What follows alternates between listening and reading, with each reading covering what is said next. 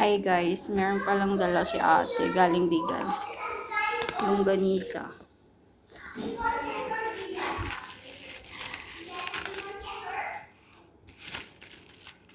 Ayun, Gigi.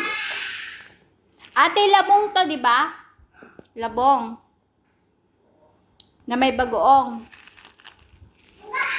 Ang sarap. Sabi ngayon lang ako kakain ng ganito.